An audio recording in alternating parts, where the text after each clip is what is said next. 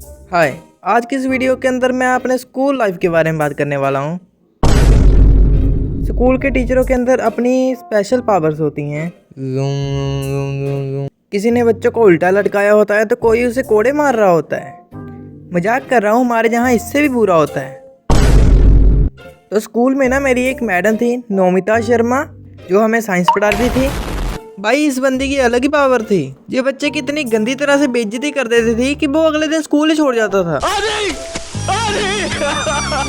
वो भी एक क्वेश्चन पूछने पर।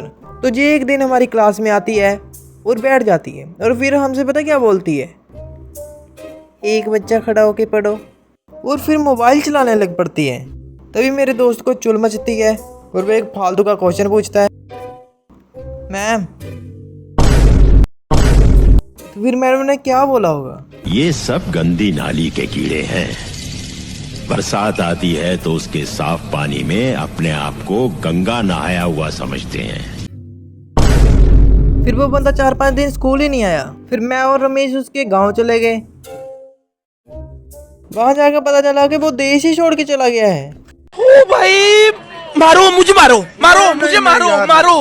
नहीं, ये मजाक हो रहा है। एक सेकंड यार, मजाक हो रहा है।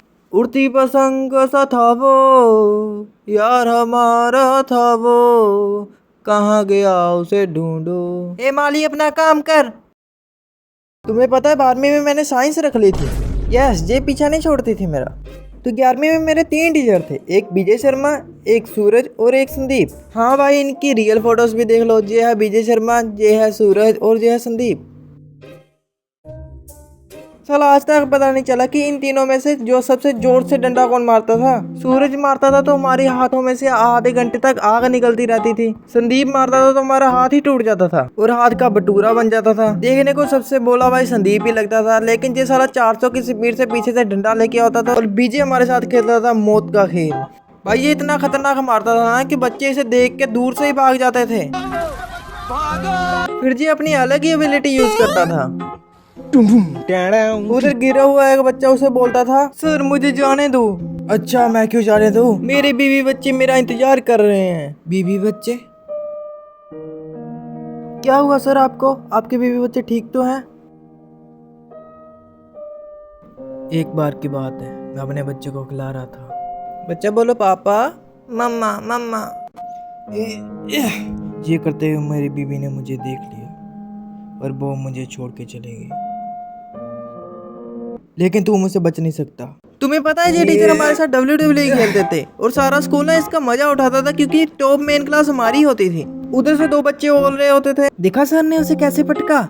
तुम्हें पता है हमारी क्लास में जो टेस्ट होते थे उनका एक स्टैक बना लिया जाता था एंड उसके हिसाब से ही बारी बारी डंडे पड़ते थे। और गैस व्हाट, सबसे ऊपर मेरा ही पेपर होता था।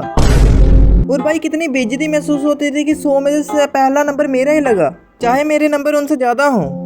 तो मेरी क्लास में ना कुछ रूल थे कि अगर तुम्हारे 6 नंबर आ रहे हैं तो तुम्हें 4 डंडे पड़ेंगे, अगर वो नंबर 2 आ रहे हैं तो फिर तुम्हें 8 डंडे पड़ेंगे, और अगर आपके 0 नंबर आ रहे हैं तो फिर आपको कोई डंडा नहीं पड़ने वाला। अब आप पूछोगे क्यों?